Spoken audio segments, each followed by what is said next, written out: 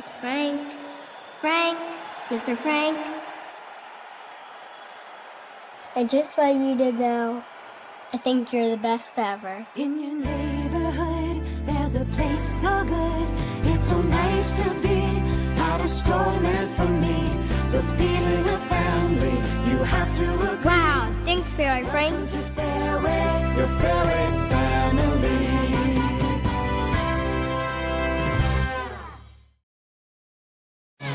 Jason Aldean, Full Throttle Tour 2025, powered by Patriot Mobile. When the lights come on. Friday, September 19th, Wells Fargo Arena. With Nate Smith. And Ray Lynn. Jason Aldean. On sale now at iowaeventcenter.com. Jason Aldean live. Two guys, two Chris's, one network. Iowa Everywhere. It's time for Two Guys with Chris Williams and Chris Hassel. Presented by Fareway Meat and Grocery from the Channel Seed Studios.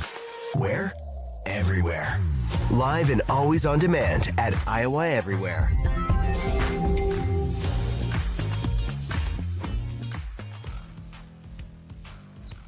What is up? It is Monday, the 2nd of June. Two Guys here on Iowa Everywhere in the Channel Seed Studios. We are presented as always by Fareway Meat and Grocery. What's up, Chris Hassel? How are you? I'm down at the Lake of the Ozarks. Is that Branson? No, it's not. Beautiful, serene Branson in the background. Branson sucks, man. What Y'all the wanna hell? see it? So that's a lake right behind you? You want to see it? That's the Ozark? Right Well, there? we're in a cove. That's the Ozark. I'll give Williams $100 if he just jumps off the deck into the lake. I can't. I would die. Ah, We're on like a... come on, live a little. No, I would literally die. There's concrete right below us. What is that over your right shoulder? It looks like a... Is it like a trailer park? A trailer that's in the water? That's a... No, that's a cover of a dock. So those people clearly haven't gotten their boat out yet this year. So it's covered up so it like doesn't like rain into their dock. That's what's going on. You see a lot of those in the Ozark show, right? Yeah. Like Marty Bird walking out on one of those. Marty Bird. So how long are you down there for? I'm coming back either tomorrow or Wednesday. Got to make the decision still. It's gonna like Matt. I saw in the deal we have 100% chance of rain tomorrow. Yeah, it's going to be a soaker tomorrow. Hot today, soaker tomorrow. Yeah. Yeah, so I don't know. We'll see. I think it's going to rain down here too, so we may just head back. I haven't decided yet. What are you up to? How's Florida? Oh, it's actually been pretty rainy down here this weekend as well. I only got to the pool. I only got to the pool on Thursday night and Friday, and pretty much indoors over the weekend, just hanging out. But the wife's back home. I've got a 5-day work week this week, so I'm gonna be like a normal person. Usually it's 4, right? This week it's 5. I'm doing a favor for Gara. How's Gara's knee? Like Disney or something. I don't know. Better. She can walk like a normal person again. That's great. Good for her. Yeah. So she's going to, I guess, Disney. Weird. Was it you that said in the group chat that Disney was the worst place you'd ever been in your life? Worst place I've ever been in my life. I don't think I mean, I have to go back because of the wife, but I don't want to. I'm so glad to hear you say that you hated it because I've never been with kids, but I've been there and I've seen other people with their kids there, and they look like they are having the worst times of their lives.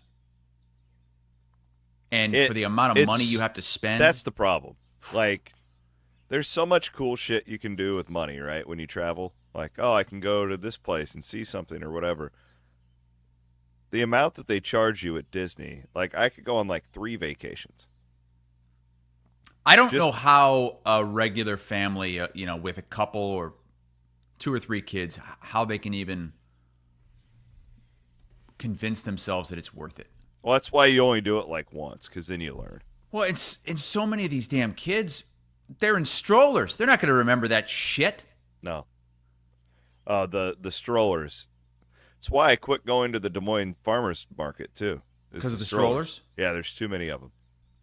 I don't want anything to do with it anymore. It's these these people who they all want to take their dogs down and socialize them, and their dogs are just mean. So then they're like trying to spreading disease and biting people. It's bad dogs and strollers. I won't go back to the farmer's market. So it's dogs and strollers at the farmer's market and I love Disney, dogs. At Disney, there's two things you've got to avoid. You're dodging them all the time. It's the strollers, and it's the morbidly obese people rolling around in the scooters. The rascals. Yes. I mean, almost the size of golf carts. With Disney, you really have to avoid that Magic Kingdom because there's nothing magical about it other than they just totally rip you off. There's no alcohol. That's what I couldn't believe. I didn't realize they didn't sell alcohol at the other. They only at Epcot, right? No, the other ones have it. Magic Kingdom's the only one that doesn't have it. Okay. Yeah, there's nothing magical about it. Absolutely. My anxiety is spiking thinking about my day at the Magic Kingdom. Yeah, I don't understand how people like it. I really don't. Bloom's wives made us get up at like 5 a.m. to catch this like bus to take us there. Oh. And we didn't get back until like 11 o'clock at night with all these kids. Oh, my God. I mean, it's like a 19-hour day. And you spend most of it waiting in lines. You just wait in line. In the heat. See, at least that kid's crying. That kid's crying. Oh, that helicopter mom's going crazy. So what's better, Silver Dollar City or Disney? Oh, I've never been to Silver Dollar City. Sure. I don't go to that shit. No, it's definitely. I've been there a couple times. It's definitely better. But I want to go long right now. Huh. I'm going long with Wealth Charter. Let's do it. We apparently lost Van Woke. Van Woke can't even play the. No, I tried to click it and I removed myself from the studio. Oh, well, that's a problem. You're the producer. It's time to go long with Wealth Charter Retirement Planning and Tax. Hey, good lesson. My mom and dad have this beautiful lake home because they were smart when they were younger with their money and they could plan their retirement, like our friends from Wealth Charter Retirement Planning and Tax. How do you like that? You call me the elitist, yet it's your parents who have the beautiful lake home. My parents don't have two houses. Well, they do if you add them together. My mom lives in one and my dad lives in another. Maybe your parents should have gone to Wealth Charter. Look at Mike Williams there. Took this picture on the lake yesterday. He has his Cyclones. Last night, both of my parents were wearing Cyclones versus the World shirts. You should get your mom a Cox versus the World shirt. I should. We were talking Cox last night about something. I don't even remember. Anyways. No, Wealth Charter Retirement Planning and Tax. You can't. I'm telling these kids, like I always am preaching this to like Aiden about the importance of this and not being an idiot and waiting until you're in your like mid-30s to start thinking about retirement. It's never too early. Earlier you get, the earlier you can retire. So give our friends at Wealth Charter Retirement Planning and Tax a call.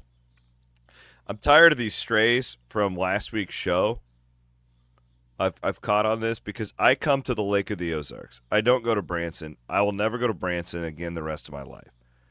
Been to Branson like 2 times. It's the only people who go there are like blue hair. They just want to go eat at the Golden Corral and then go catch a show. Mm-hmm. They don't even go on the lake. Like they have a lake there and there's like nothing on it. It's beautiful. Like the boating's great. The Lake of the Ozarks is like everywhere you go, there's a different like bar and restaurant on the water. It's like a freaking city. And your ignorance really pissed me off on Thursday's show about this when you're comparing this. So then your dad, I'm catching strays from your dad on Twitter. Well, Kelderman's pissed because Kelderman has people he loves that live in Branson. And I guarantee they're really old. Like, really, really old. No normal person wants to just go hang out in Branson. Well, I really thought that's what I thought that Branson was the Lake of the Ozark. No. I thought that was it. I'm going long on the Lake of the Ozarks, damn it. Well, go long. What else do you have to say about it? I mean, isn't it it's just a lake, right? lake down in Missouri. Oh, it's not just a lake. Bunch of hicks. Yeah, we are a bunch of hicks. Bunch of drunk hicks. Do you like boats? Yeah. Boy, it's like boat porn. What kind of boat? Is it like a pontoon boat or like a you yacht? You got yachts. You got speed boats. Oh God, speed boats. You got those jet shouldn't skis. be allowed. You go to Branson, it's just everybody just milling around in their pontoon because they can't even see in front of them. It's dangerous. How can we call this a lake? That looks like a river. Yeah, it does look So like a river. That's not what a lake. happened. That's a fake lake. What happened? It used to be like 3 rivers that ran together, which it's still, and they dammed them up and made it a lake. This was back in the lake. Yeah, it's a fake lake. It really is. It's amazing, but you can boat for like 8 hours and never stop. That's what makes it so cool, because you don't ever see the same thing. Where are you at on this map? I am right on the dam, so mile marker 1. It says Bagnell Dam. If you can find that, that's where I'm at. Right in the middle of all the action, baby. Someday we're gonna have a 2 guys retreat here. It does look pretty peaceful and serene. I hear the birds chirping. Oh yeah, it's lovely. It's just lovely. No, I couldn't believe how much shit that I got for the Branson conversation that we had. I couldn't believe it. So I said, you know what? I'm going to double down, and I'm going to go along on the Lake of the Ozarks being that much better than that shithole south of here, Branson. Look, I'm not going to defend Branson because I think Branson sucks. I'm not going to defend it, so I'm not going to sit here and argue with you because I don't know what your experience is like. Honestly, so is it a house or is it a condo? It's a condo. Yeah. And it's right on the water. Yeah, well, I mean, look, I'm on their deck. Yep, just going to walk down there after we get off the show, hop on the old pontoon. It does look nicer than what I imagine Clarinda looking like. Clarinda is serene, we'll put it that way. All right, we got we have a Cyhawk point spread, I see. Yeah! It's football season. Actually, you know what's crazy, dude? I was starting to work on this last week. In like 5 weeks, I'll be at Big 12 Media Day. 5 weeks. Where's Big 12 Media Day at this year? They are in Dallas. They're back in Dallas this year. They just can't quit. They just can't quit that Dallas area. But then Big 10 Media Day, get this. Don't even get me started on that. Is in Vegas. Yeah. Vegas in late July. It's going to be 120. I actually think I'm going to go to that for Iowa Everywhere and do some shows from Circa. Well, I'd go with you, but I'm going to be in Italy at the time. So Italy. What are you going to do there? Why would you go? Why would you spend your hard-earned American dollars overseas? I think Lake Como is a little bit better than Lake of the Ozarks. I'm just saying you could keep your tax dollars here in the United States of America, but you choose to go over to one of the axis of evils from World War II. Axis of evils. Who knows? Life is a series of choices, Hassel. With what's going on with Ukraine and Russia, maybe we won't even be able to go there. But we are scheduled to go there. I've been completely unplugged. Did things escalate? Didn't things escalate over the weekend? Yeah, Ukraine really pulled one out of the hat with their little drone system, blowing up a bunch of Russian planes deep inside the country. So we could be on the edge of nuclear war. Stay tuned. You mentioned the point spread. I don't know how we got to nuclear war out of a point spread for the Cyhawk game. Doesn't the Cyhawk week remind you of what nuclear war might look like? I love Cyhawk week. I've never understood people that just hate it. Maybe it's because I don't have to live it like on site anymore. But even when I was traveling on RVTV and all that, I loved it. People like Andy Fales hate it. Yeah, I like it in the flesh. I hate it online. Well, real life isn't lived online. Speaking of the line, will you tell us the fucking line? You mentioned the line like 5 minutes ago. Iowa State minus 1.5. Yeah. I want to debate something. So I think this is a really, really interesting debate. because I could make the argument both ways, and I think I'm actually kind of changing my mind on it. Is Iowa State at a disadvantage or an advantage because it's played real games, and like the Cyclones could be in midseason-ish form, or is Iowa at an advantage because it really won't have to do anything against Albany in that opener, and they're going to be totally fresh. We're on different sides of this. I know it because I think Iowa State's in the better position. Yeah, well, you know what? My friend Levi texted me like a really good text last week, and he got me thinking about it. Maybe I'm wrong here. Maybe I need to walk this back. I don't know, but I'm so accustomed to Iowa State having injuries right now.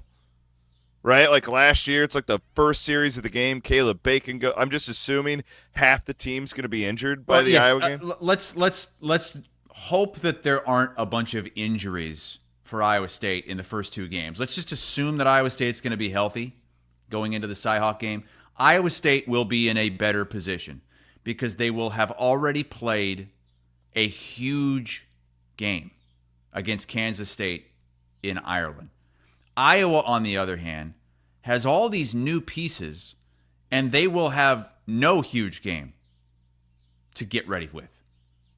They will have a patsy that, who knows, that's not a measuring stick. You've got a brand new quarterback. You've got a bunch of receivers that we need to see stuff from. You've got a defense that needs to bounce back from last season. I think there are going to be a lot more knowns for Iowa State and a lot more unknowns for Iowa, and that's why I think Iowa State's in the better spot. Yeah, I might be coming around on this. I mean, what's the other argument? The other argument is you start the season in Ireland early. Yeah. And you normally those teams that play in Ireland have a bye week when they come back. Iowa State has a game in 6 days. But it's just the third game of the season. This isn't like it's the end of a 6-week gauntlet. This is the start of the year. Everybody's fresh. I don't think that's a big concern. I hope you're right. The advantage to Iowa State, no doubt, though, like when I look at their offense, is, man, Rocco and those new receivers are going to be a lot better in week 3 compared to week 1. Right. Yeah. Right. So that is a valid point. And who knows what Iowa is going to look like? I mean, well, you got this new quarterback. I mean, he hasn't even been able to really throw the ball yet. Yeah. Coming off the surgery in the offseason. I'd feel a lot better about this game if the roles were switched. If Iowa was playing Indiana in Ireland week 0, and then came home to play South Dakota, and Iowa State was just coming off a game against whoever, Northern Iowa, I would feel a lot better about Iowa than Iowa State if the roles were reversed. Are we just doing reverse psychology with our teams? Is it possible that that I'm just being pessimistic towards Iowa State and you're doing the same? I don't know. Possible? I mean, is it possible? Wouldn't you rather have a big game under your belt? I'm so spooked by the injuries, dude. I mean, think about Iowa State's last calendar year. Iowa State's going to be all banged up. Yes. In week 2 of the season. You can't think that way. Will they? Probably not. Could they? Yeah. I think where you're coming from is a little bit of reverse psychology because you're worried about that as an Iowa State fan because you saw it happen last year. You think that's going to happen again. I don't think how if you're a neutral observer and both these teams come in healthy, how you could possibly think that Iowa is in a better spot. I like having the games in front of Iowa State. I don't like the timing and the overseas trip. That would be the thing.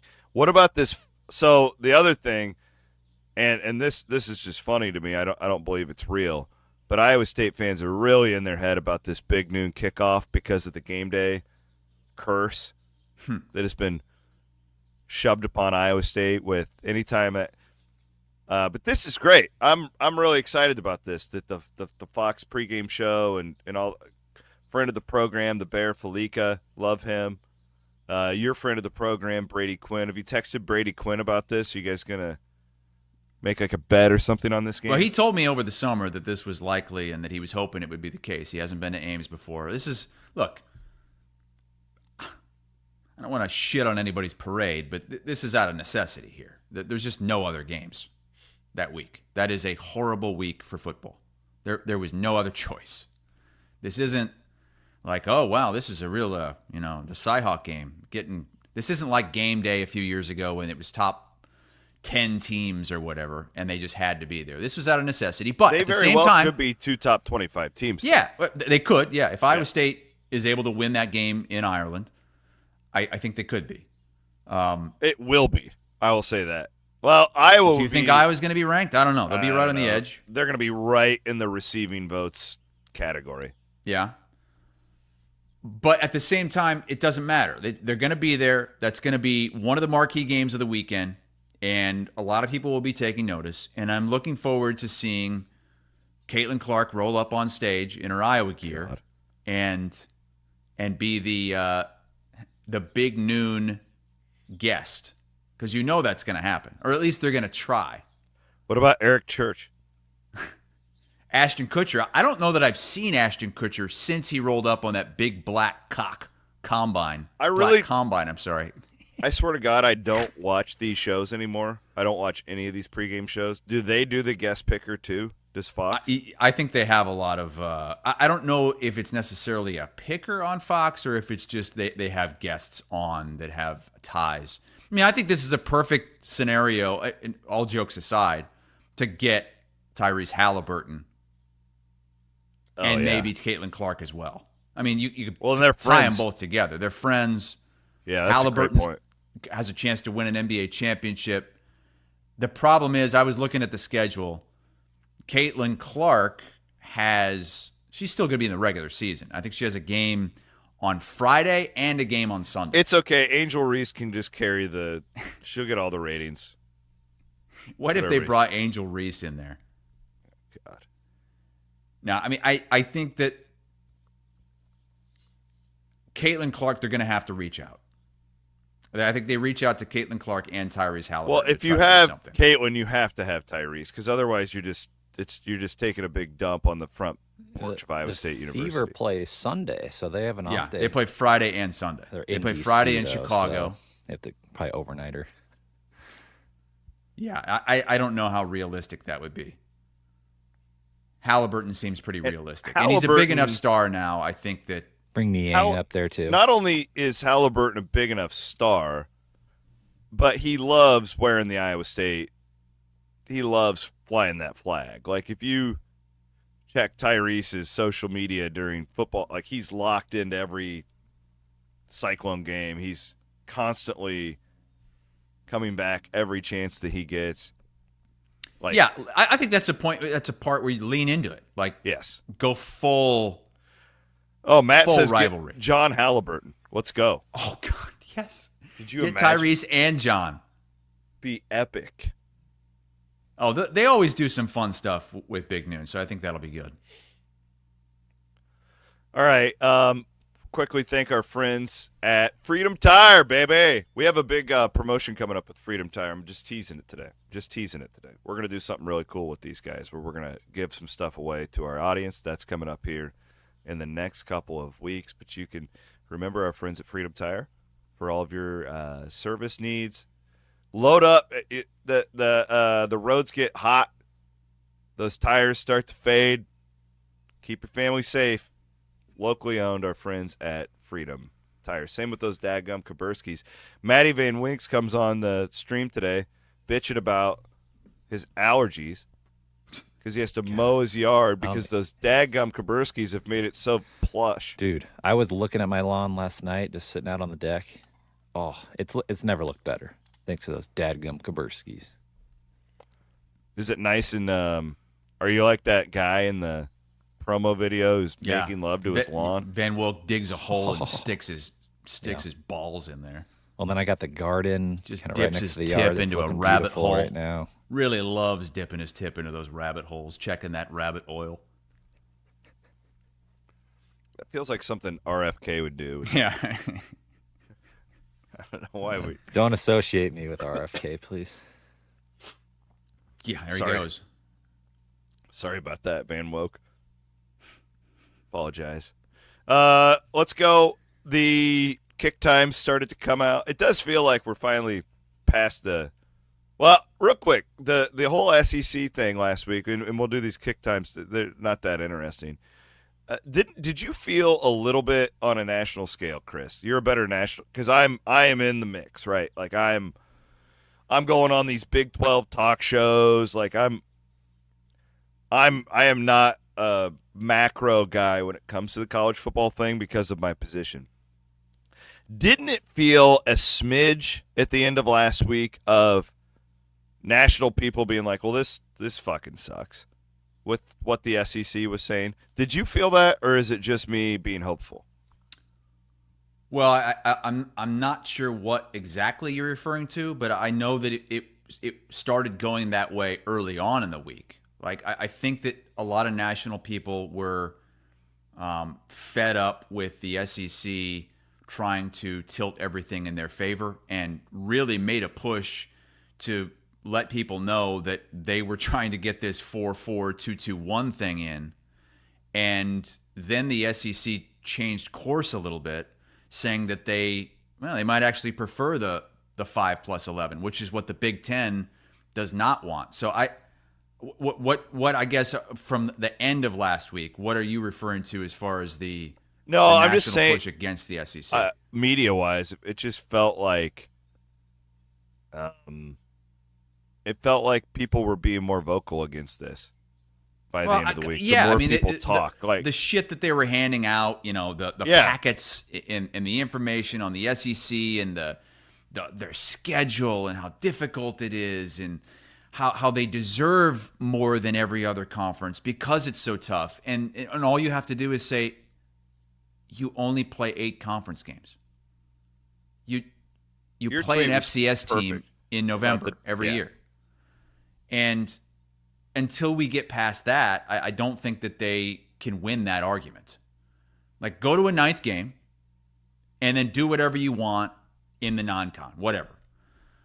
My biggest thing now is, how do we keep the non-con important?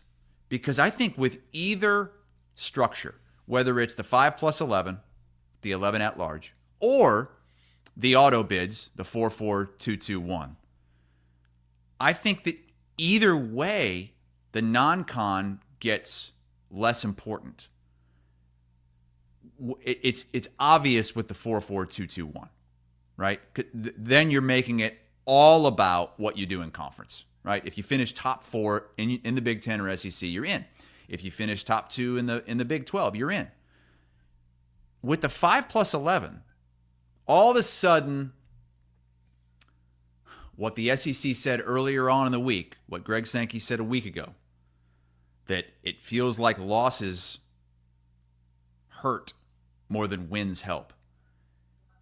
If you can just finish top 15 or thereabouts, you'll be in the playoff. So I think teams are going to stop wanting to play anybody in the non-con because those losses are going to hurt. If you can just get to 10-2, you're in. Like Nebraska's doing, just canceling all of their decent games. So I don't know how we keep the non-con going. I don't know how we can possibly, unless there is just an agreement between conferences like the Big Ten and the SEC want. I don't know how can we incentivize Iowa to play Iowa State when, look, that loss is that's really going to hurt, and it could be the difference between being ranked 10th at the end of the year and being ranked 20th if you lose that game. I think we're going to lose no matter what happens here because of the expanded playoff. It's crazy, but I am worried about that. Unintended consequences always. Yeah. Randy Peterson wrote an article at Iowa Everywhere. Yeah, it's really good. About the future of the Cy-Hawk game and a future that could be very short. He mentioned that one of the things that could help turn this around and keep it going is if the Big 12 steps up to the plate this year and starts winning some of these non-conference games and tries to improves that they're more on par with the Big 10 and the SEC than they are inferior, and that could change some minds. I think we're too far gone at this point. I think the Big 12 could sweep this season, and I don't think it matters. Like I don't either. I think all these people in suits are telling us that the results don't really matter that much. It's all about perception. It doesn't matter if West Virginia beats Pitt or if Iowa State beats Iowa State did beat Iowa. It didn't change the perception last year. If they weren't getting an at-large. No.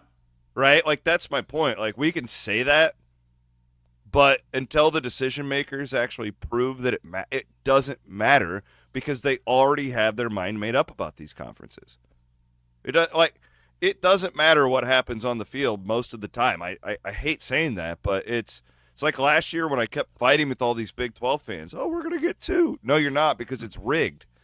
The whole thing is rigged against you.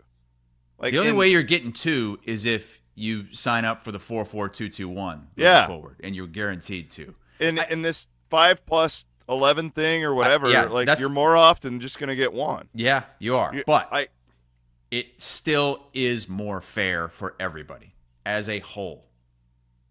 Because yes, honestly, I was thinking about this this morning. I was listening to Williams and Bloom, which once again did not have Williams or Bloom on it, but our Bigger Than 12 boys did a nice job on there, Brend and Duke.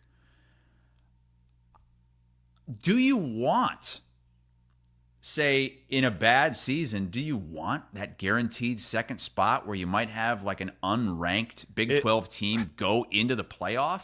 For the killed sanctity of the playoff, no, it's a revenue thing. That's all it's about. And Williams, what do you do if you are that conference that has the 2 guaranteed spots?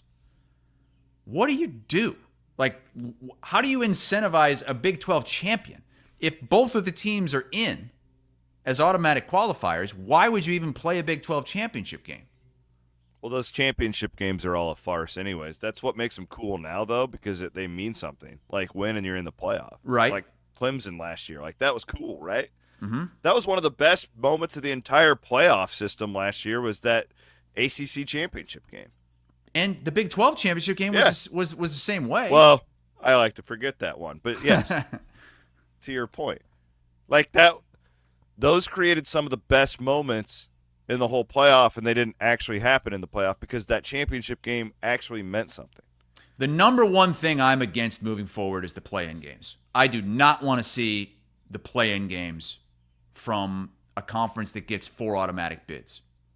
That could be so bad for the game. I don't think that, you talk about unintended consequences, I don't think people can fully grasp how bad this play-in thing could be.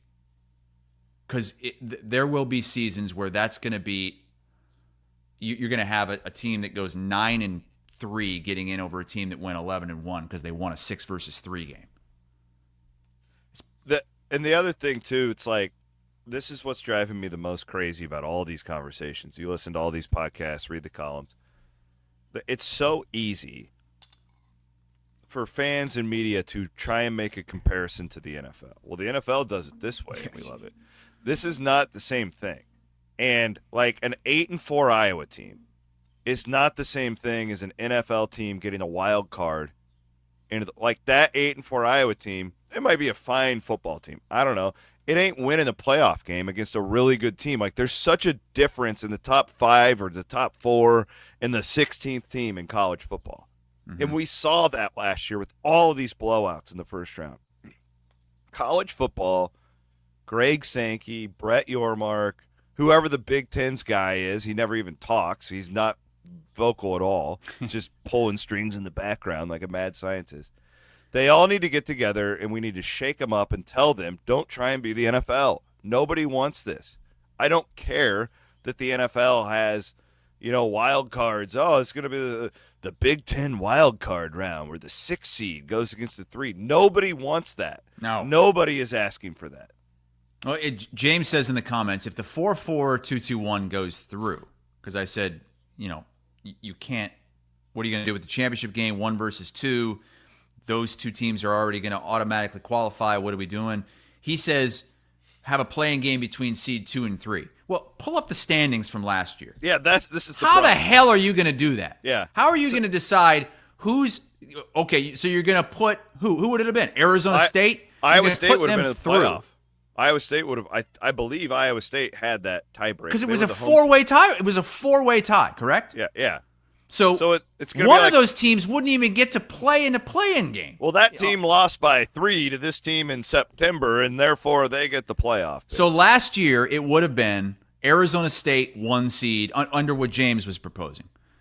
Last year, Arizona State would have gotten the automatic in, even though they are 11-3 with Iowa State. I'm sorry, that's counting bowl games and all that. They had the same record as Iowa State in conference. 4 teams 7-2. Arizona State gets in on tiebreaker. Iowa State would then play BYU, and Colorado gets left out totally, even though they all finished tied for first. You can't do. The conferences are too big. You can't do this. And the schedules are so unbalanced. Yeah, you don't play anybody. Yeah.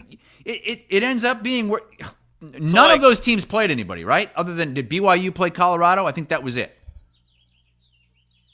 I don't know. I don't remember. I kind of go back to Indiana last year because we kept having that conversation. It's like, yeah, they're 9-0, but they haven't really played anyone with a pulse. Like, what if somehow they would have had this weak schedule and won the Big Ten when we all knew damn well that Ohio State was better, right? Like, because they didn't have the opportunity to play. Like, that is going to happen. No question. All these things are working against each other.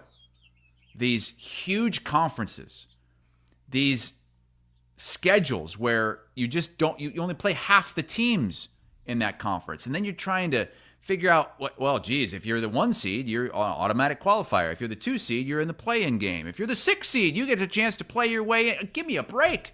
If you do these play-in games, you're going to end up with scenarios like you get in the NFL sometimes.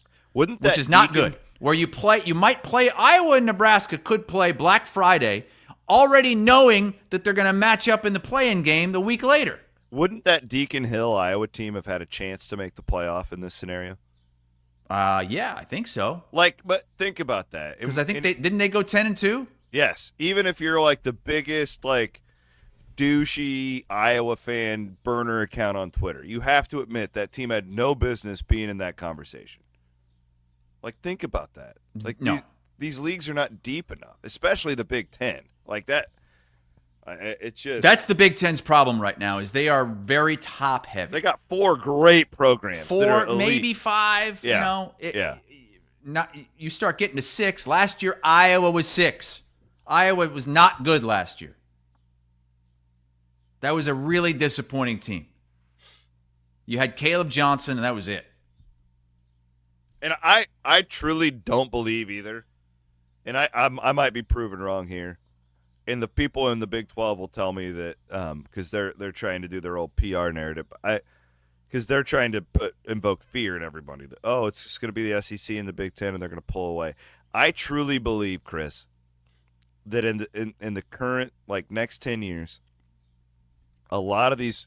I don't think it's just going to be like we have 16 super teams in the Big Ten and the SEC. Do you? Because I think a lot of these guys will transfer because they've been recruited over constantly in the transfer market. I think that's where the Big 12 and the ACC actually have a shot in this, is that 5-star quarterback from Texas A&M is tired of sitting on the bench just to get his NIL salary, or he's eventually going to want to play. And I think that's where these schools can kind of jump up and do this. So I guess my point is, I don't think it's as easy as, the Big Ten has all the resources. They're going to be 12 deep with all these super teams. We deserve 4 automatic bids. We'll see. I don't know if it's going to play out that way. Because there's, as we saw last year with Oklahoma, the more teams you add, the bigger you still got to, you still go 50%, right? You still go 500. The league goes 500 with itself. And so there's losses to go around, and some of these teams get knocked down. And you can't just say, oh, everybody's great. It doesn't work that way. You got to earn it. Earn your way in. That's why I'm a proponent of the 5-11 model, because it can't just be handouts. It can't just be, oh, you finished top 4. You can't. No, earn your way in. Some years your conference is going to be better than others. Some years it's going to be really bad. Well, compared to the NCAA tournament, okay? Like, think of it like this. If we all just went into this season and it was all about what we perceived to be, the Big 12 should have had like 10 automatic bids. Big 12 wasn't the best league. We saw it. Mm-hmm. We saw the games play out in November. We saw the games play out in the conference. It was a very good league. The SEC was better, and they deserved more teams, and they proved it, right? Like, you can't go into these things blindly just because of perception, thinking, oh, they get 4 because they're the big dogs. Like, that's not how anything works. What about like Wall Street? Like, we don't go to these publicly traded companies. They have to report their earnings every quarter and prove that they are winning for people to buy their stock. Nobody, you don't just hand it out to these people. That's how America works. It drives me crazy. To that point, should the ACC and the Big 12 be guaranteed 2 spots every year? No. They absolutely shouldn't. Maybe 1 year their teams aren't going to be very good. Yeah, I think the ACC is getting off a little easy here too, because they only play 8 conference games as well. Absolutely, and that's a huge conference. That's that conference. How many teams does the ACC have? They have at least 16, maybe 18, stretching all the way over to California now. Like, everybody's got to get on the same damn level. Like, you're all competing for one title. You should have somewhat of a formula here that you all kind of have to follow, because that's the only way you can really figure out what a certain win means. Like the SEC, all these data points and all that. Well, yeah, but it's skewed because you're only playing 8 conference games and you're playing an FCS team in November.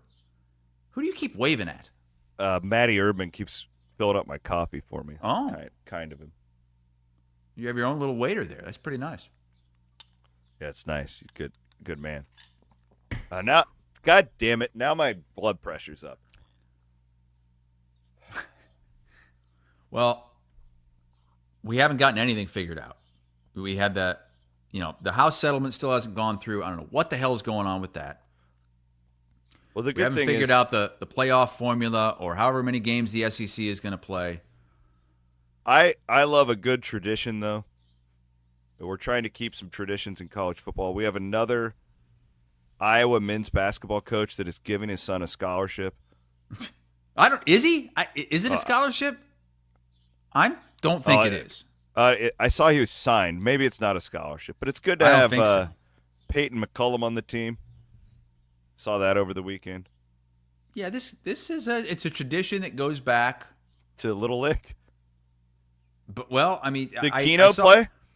I saw some arguing that you can go back to Alford because he had his dad as his top assistant coach. I forgot about that. But yeah, Little Lick started it with the player thing, and then of course the McCaffreys, and now look, he's a good player. I mean, I'm sure he's got a great basketball mind.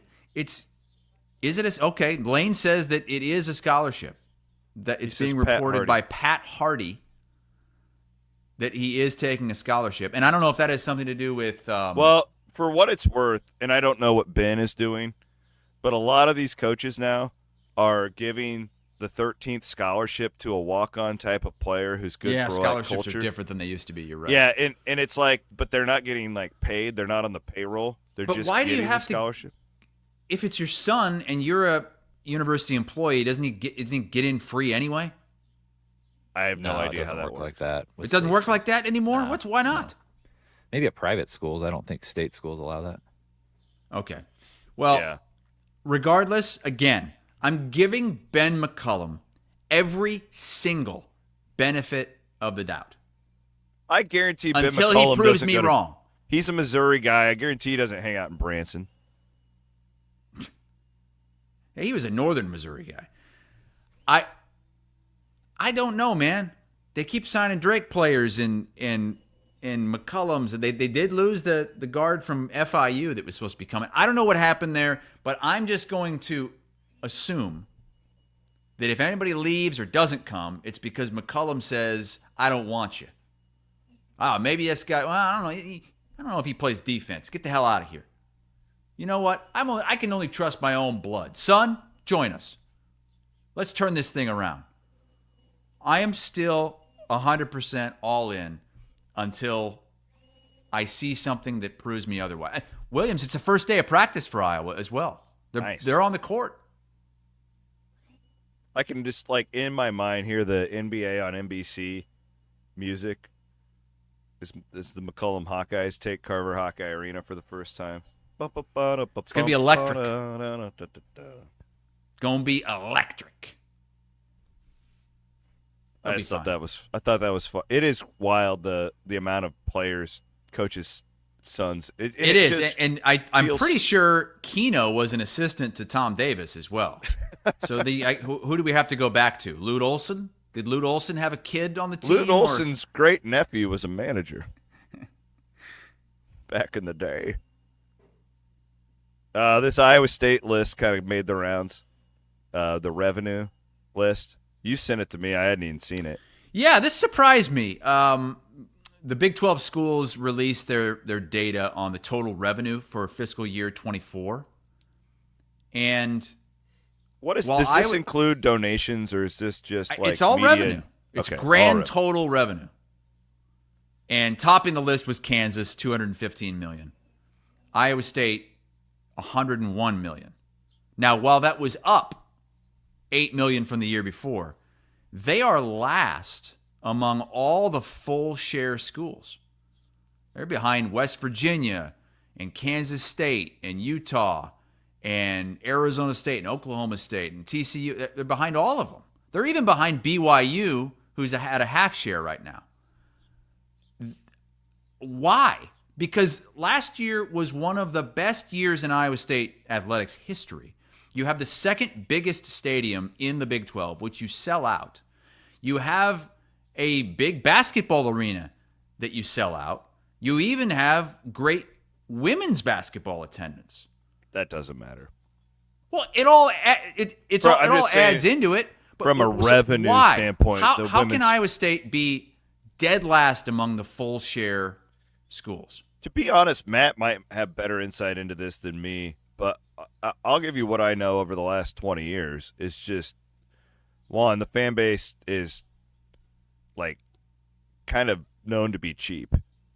Yeah, I don't know how else to like politely say that, but you try and like raise Iowa State prices, and people just bitch.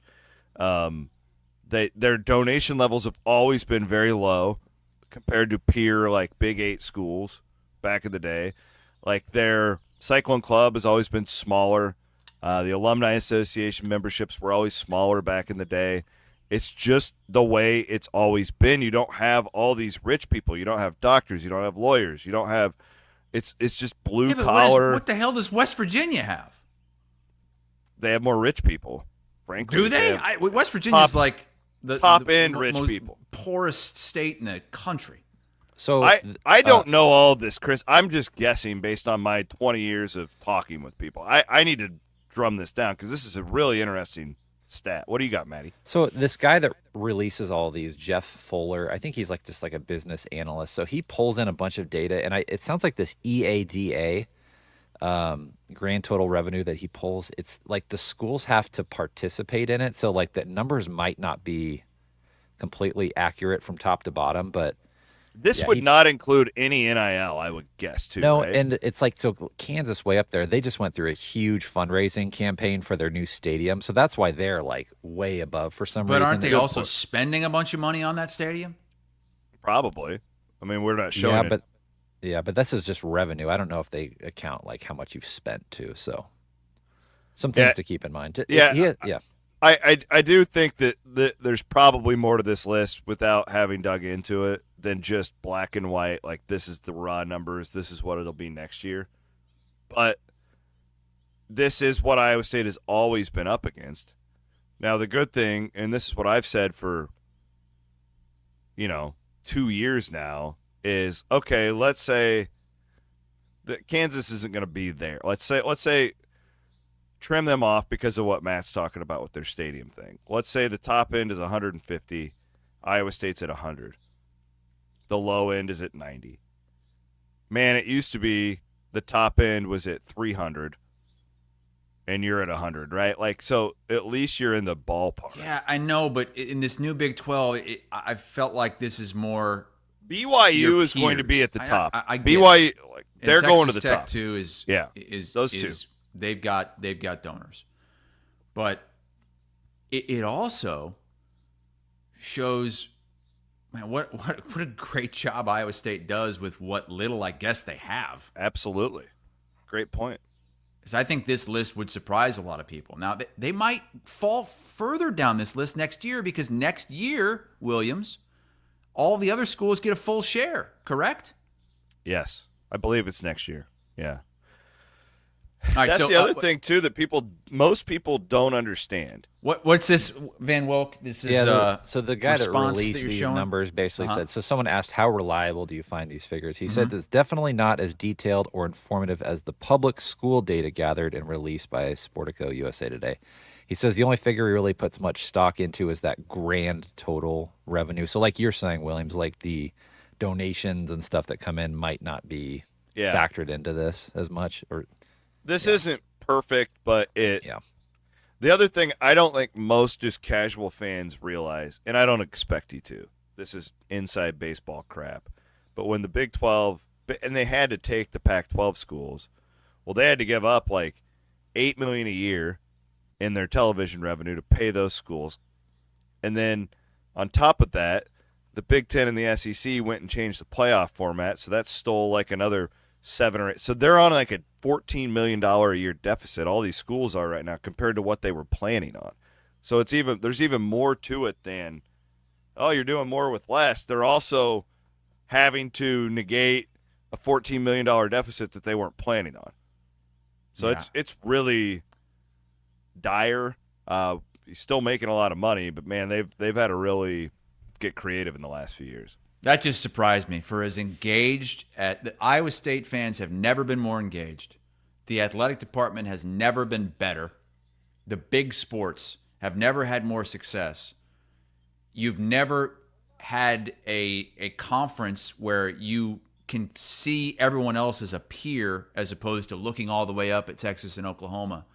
Yet you're still below everybody that's on the same playing field as you. It's a tub of cold water being dumped on you.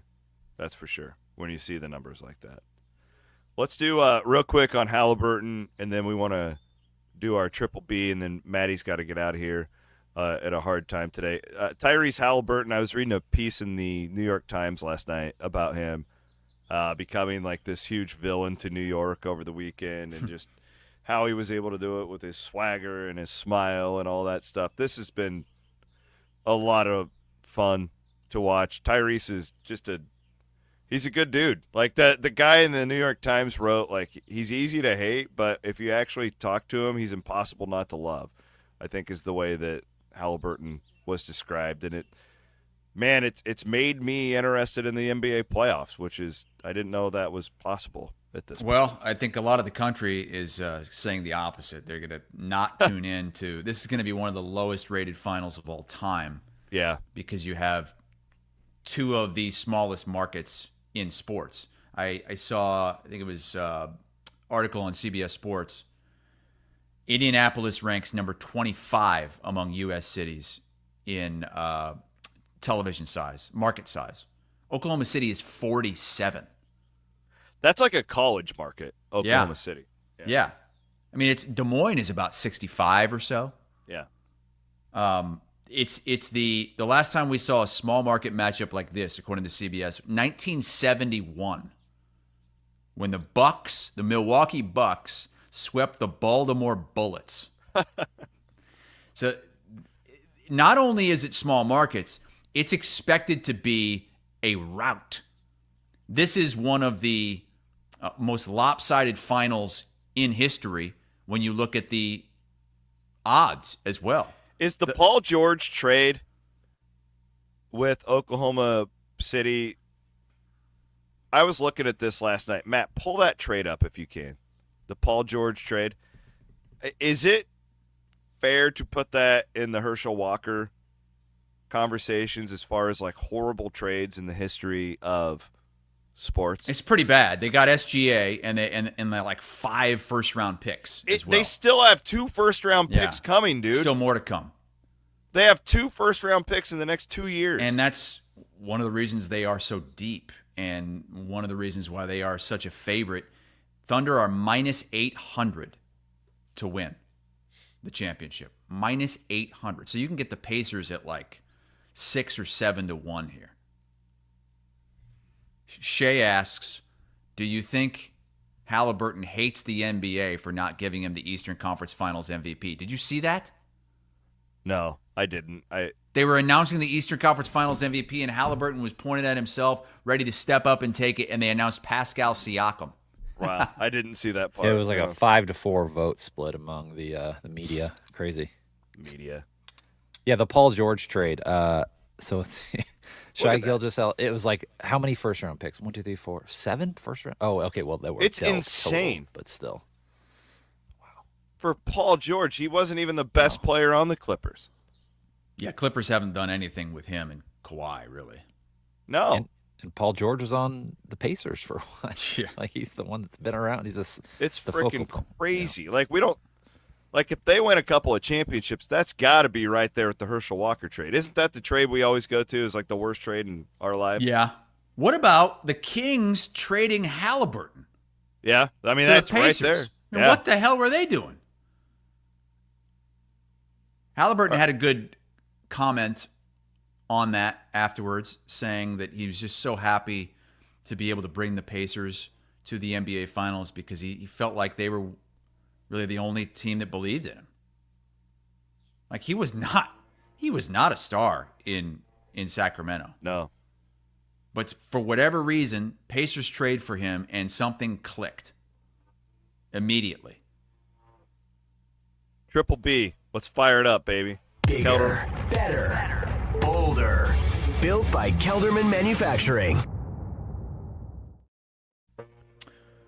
Well, I can just launch into mine because mine's the same. I mean, it's Indianapolis basketball. I think it's so cool how you see Caitlin Clark and Aaliyah Boston and Lexi Hull in the stands, first row, cheering on the Pacers in the Eastern Conference Finals.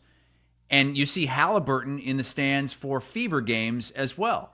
And this isn't just a Johnny-come-lately thing because the Pacers are good now. I remember Caitlin Clark was watching Pacer games last year before they even made their initial run. She was in the stands cheering on the Pacers. And Haliburton was at Fever games last year cheering on Caitlin Clark.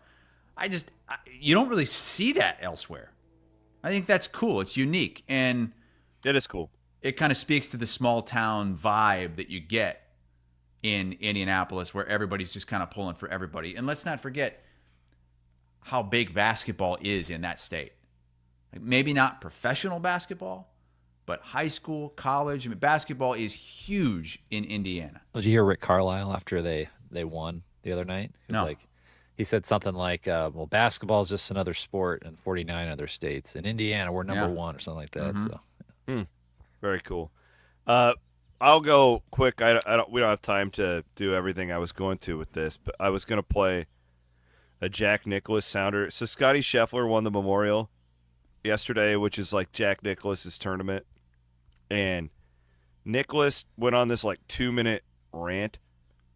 Is what I would call it. Nicklaus, like everything he says is kind of a rant these days. He's just yelling at the clouds constantly. I like that about old guys. Yeah, it's Old awesome. people in general. They just speak their minds. And he said without saying was just shitting all over the split in professional golf is how I took it. It was just basically talking about, if Scheffler looked at the leaderboard, he knew that these guys had no chance. He's on a completely different field compared to them. And Scheffler was sitting right next to him. And he was like devaluing Scheffler's win because it's true. Like you look at the leaderboard and it's Sepp Straka. And it's so bad. I don't care sucks. anymore. It sucks. It really does. Like what Scheffler's doing is awesome. It's amazing. He is the best golfer in the world, and he's doing it in majors too. But he doesn't have his peers challenging him They're on a week-to-week basis.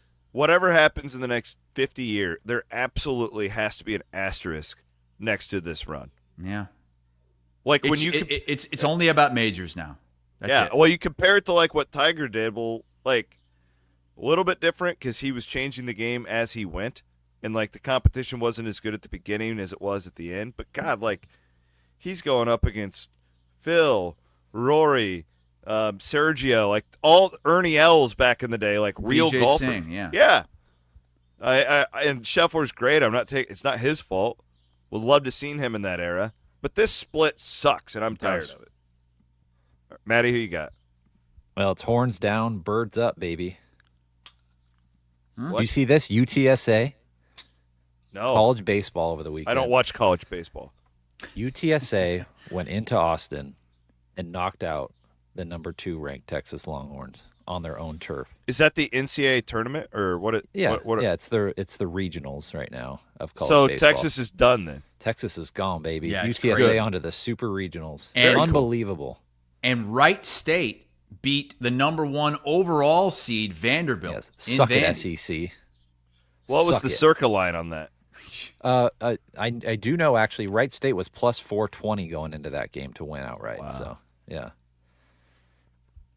I did college baseball. You found the right program. I did not think I'd be watching college baseball on ESPN Plus late last night, but there I was because the SEC sucks. So. All right. Love you guys. Good show. Safe Appreciate travels you. back from Branson. I don't go to Branson. Appreciate you guys. Fareway Meat and Grocery, the presenting sponsor of Two Guys here on Iowa Everywhere. We have Overthinking today at noon. Murph and Andy at 1. Please follow, like, subscribe. We'll be back on Thursday.